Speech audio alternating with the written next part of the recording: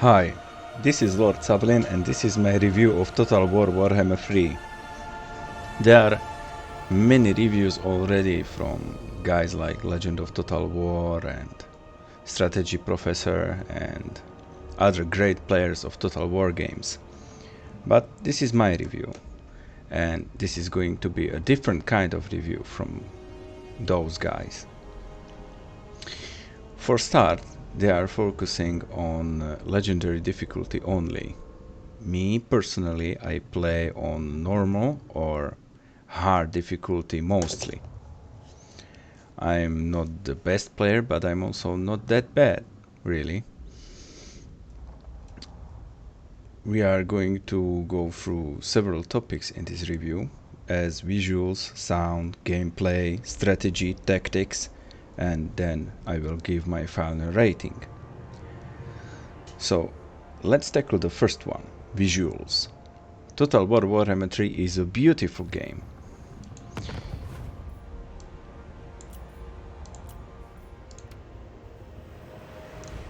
Let's take a look at the Kislov campaign, as I think the Grand Cafe part of map is the most beautiful one out of any other parts of the map.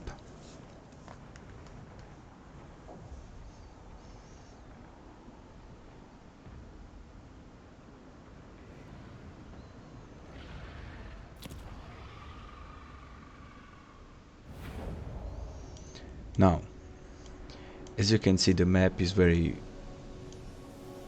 vibrating, colorful. It's a real improvement from the second game in the series, Total War Warhammer 2. The colors just pop more. And the level of detail is truly impressive.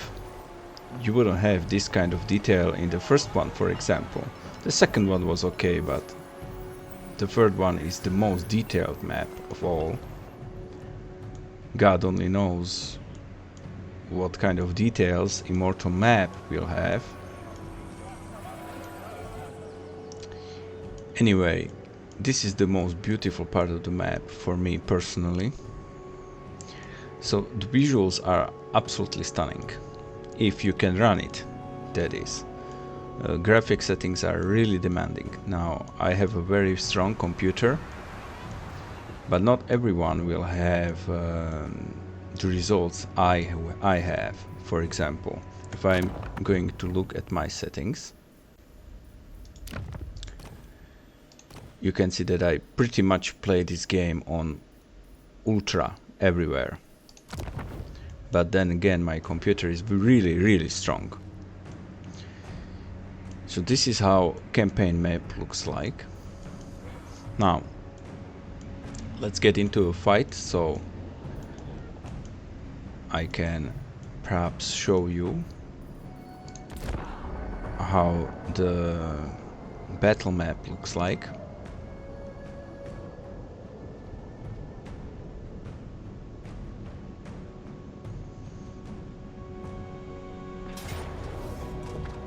Perfect. So I was just in the middle of some Kurgan raids on the Great Bastion. So let's fight this battle. The visuals are really stunning. I like how units look. I like how battle maps look.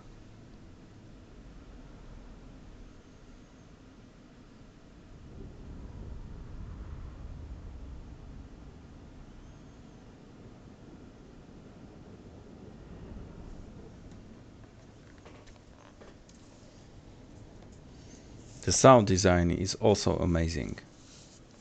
The soundtrack is very nice.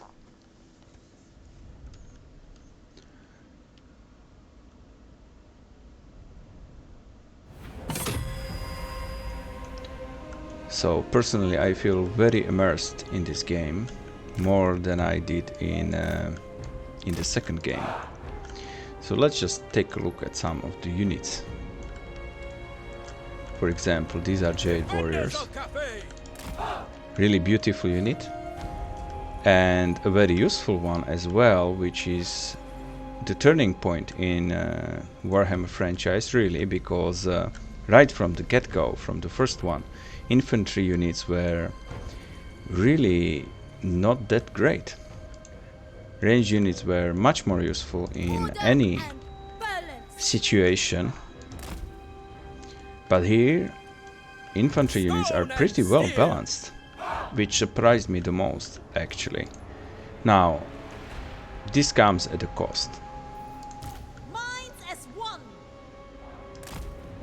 Cavalry is pretty much useless.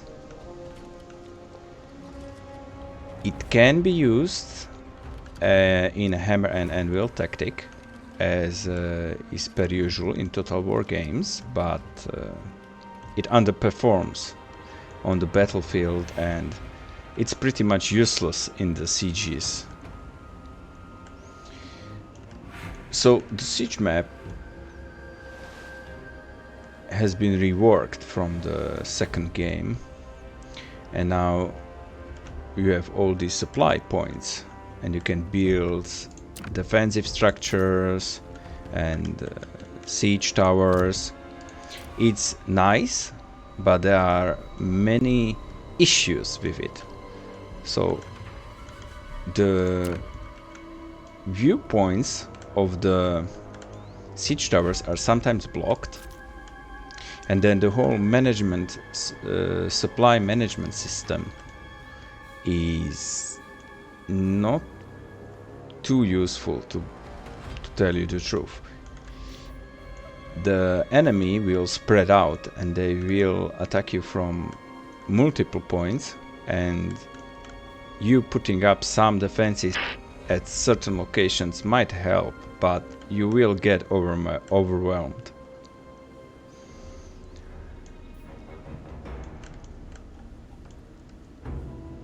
So that's the one thing. The second thing I hate about the supply system is not everything is useful. For example, blockers are almost useless. Yes, they have large hit points, but enemy can just munch through it in like 15 seconds, 20 seconds max. So you are much more... Platforms are useful sometimes. Monuments are really useful for Grand Cafe, especially. Barricades with traps are really useful for some demon factions, but they are not as balanced as they could be. Now, siege towers have other issues as well. So, for example, you would think that putting the siege tower number 4, so explosive tower, would be the best. And for Grand Cafe, yes, but other factions have different siege towers, and not always the 4th or the 3rd siege tower are the best. So, for example, if you have Ogre Kingdoms, the 3rd one is actually the best one. Now, let's go back and we will talk unit variety. So, let's take a look, for example, at Kislev. So this is the Kislavite unit roster. You see they have some pretty good infantry, missile cavalry and chariots, although chariots are just as useless as they were in the second game. They just need so much micro. You can't use them to full effect, like really you can't. The artillery is very nice in this game. It's very useful to put several artillery units, so generally there are some issues with the rosters. Kislev is pretty balanced one, so is Grand Cafes, but the problem is with demon factions. So, for example, Nurgle. Norgul has great holding infantry,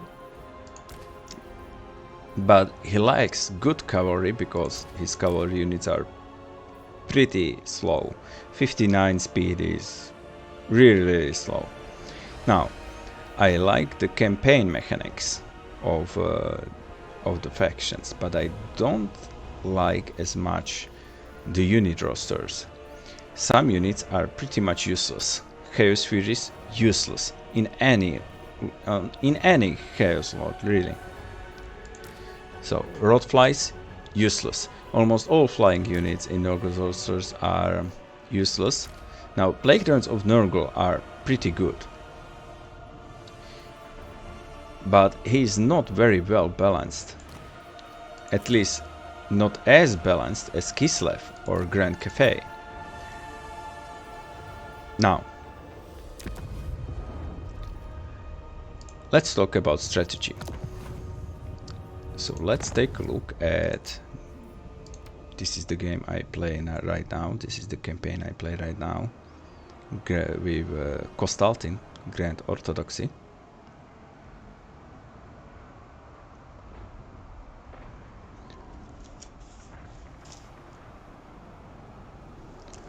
So the main story of the Warhammer 3, of the narrative campaign, is that one Kislov prince kills Kislov god Ursun, and he slowly dies.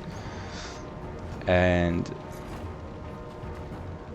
you need to collect demon princes souls to get to Forge of Souls, which is like the place in Chaos Realm where Ursun is held prisoner. Now, at every 35 turns or 25 to 45 turns, rifts will spawn from which demons will pour out. Now the main issue with this is you really need to go through the rifts on the next possible turn. You can't delay, and when you are in a Chaos Realm, you really need to push towards the Demon Soul Guardian, because otherwise other factions will get to him first and you will be delayed. So the whole race to the finish line thing was present as well in Total War Warhammer 2 in Eye of the Vortex campaign, and I really hated it. It's the main reason why I disliked the narrative campaign in Warhammer 2, and it is one of the weakest points in this campaign in Warhammer 3. Now, is the story and campaign in Warhammer 3 better than in Warhammer 2? Of course, it's much better. It can't even compare. But the problem I have is definitely the race. You should be able to pick your own pace in these games, and the fact that this is not the case in the third one is really disappointing. Now, this campaign is a lot more fun than the Warhammer 2 one. So, for example, now I'm playing as Kostaltin, but I know what will happen. At around turn 35, our first rifts will spawn, and I will race to one of the realms, probably towards the Zinch one, or perhaps towards the Khorne one, because those are the two you should always go for first.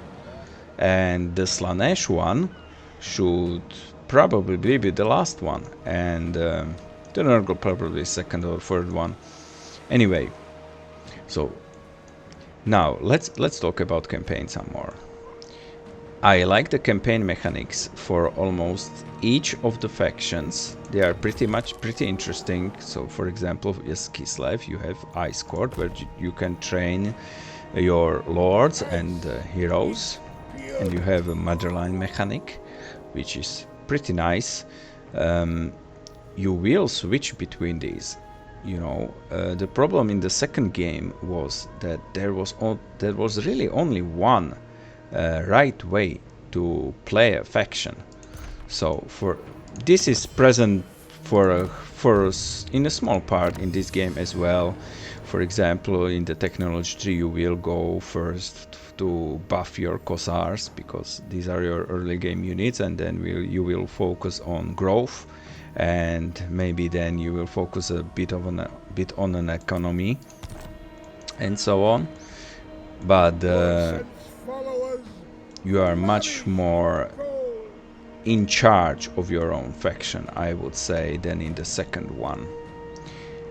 That said, there are many issues with campaign.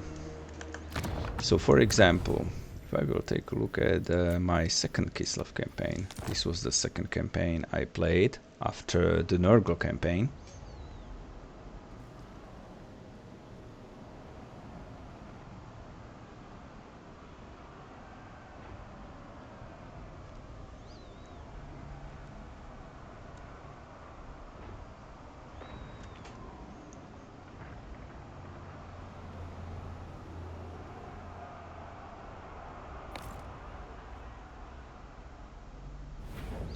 So the main problem I have is that you get to the elite units very fast. Maybe too fast, in my opinion.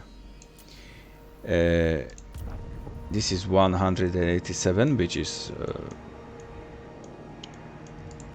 is like 160 turns more than I unlocked the final units in Kislev.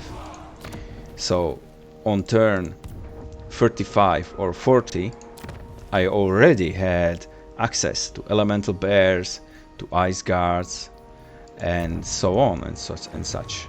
So the power leveling in this game is insane. You can get from this early stuff to the top stuff in really fast. So the power creep is a real problem. Now, there are other issues from the second game. For example, in the second game there were a lot of basically you were incentivized to build doom stacks, and the enemy usually put out a lot of crap stacks. Here it's multiplied. Like, the enemy will never, and I mean never, go for a large strong army.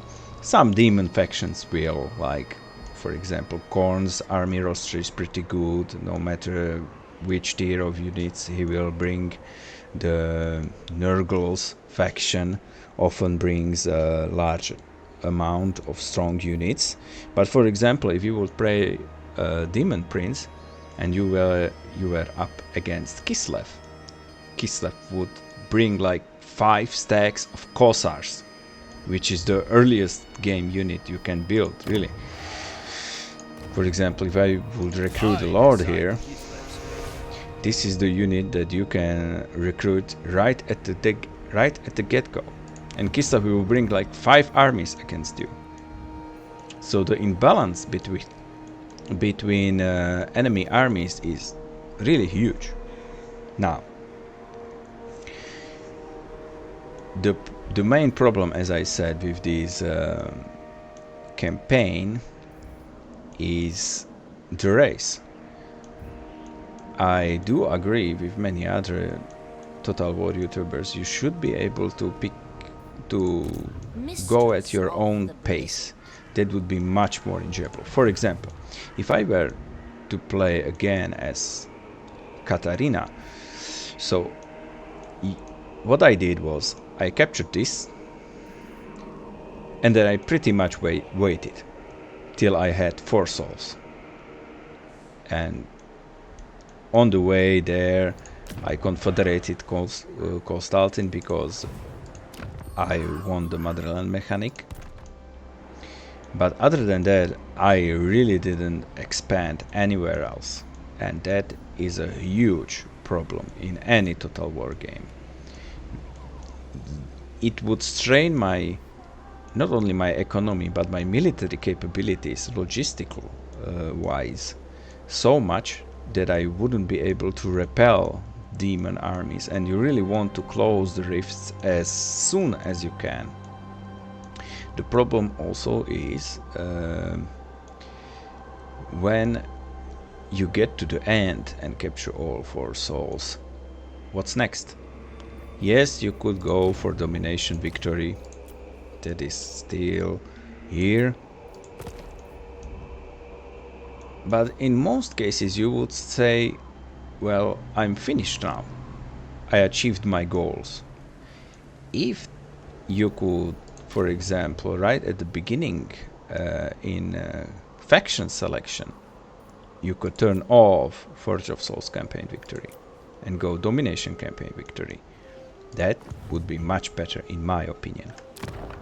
Now, what about tactics? Well, tactics are much better than in previous games. So let's take a look at some battle. I mean, let's take Khorne for example. Let's get into some fun battle.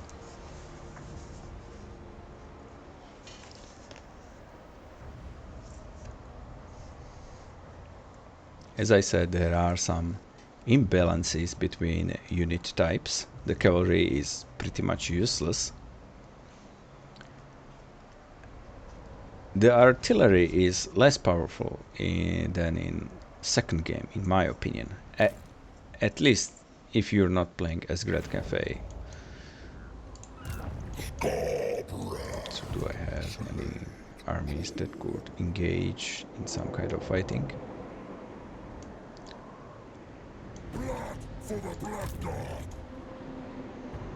This army is pretty close to here. Exalted bloodthirster. So when it comes to tactics, there are many people who think that tactics are dead in Total War series. Guys like Volant, for example. I'm not of the same opinion.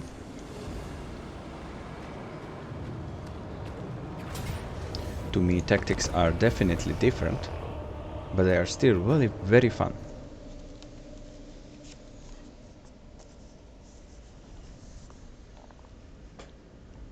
So, for example, I really like these small settlement sieges. The large settlement sieges are a pain in the ass and they don't work as they should. They never did, and now we know that they never will. But I do like what they did with little settlement battles, really. Now, the game suffers from one thing.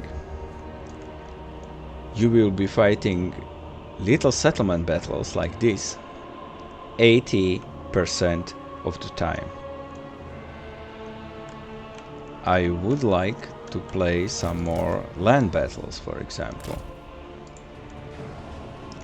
Anyway,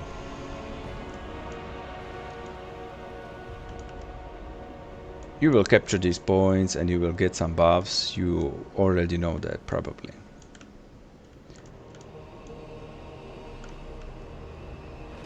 The tactics are a bit better than they were in Warhammer 2.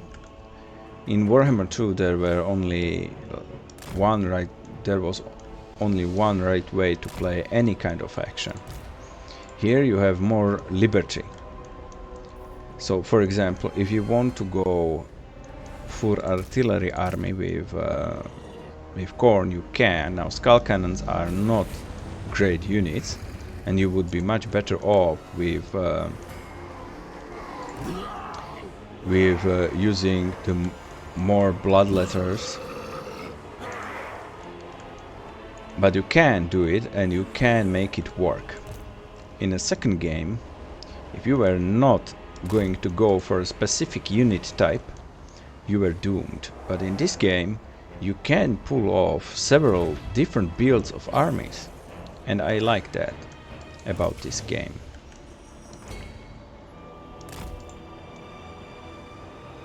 What else could I say about tactics? I don't think anything else can be said, really. So what is the final rating for this game? I like this game a lot. It's much better than the second one, at least Eye of the Vortex, and I can't really wait for Immortal Empire's map. Now, what kind of improvements can be made to this game? Well, you could get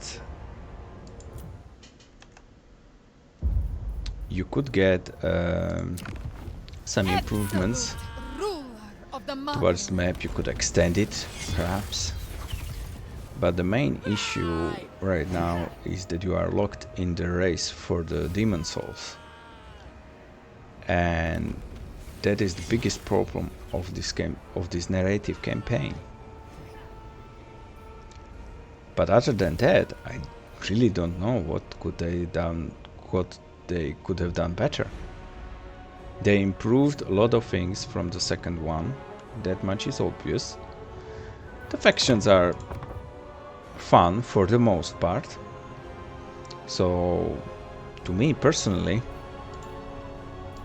I would say this is my favorite Warhammer title. And I would give this game 9 out of 10.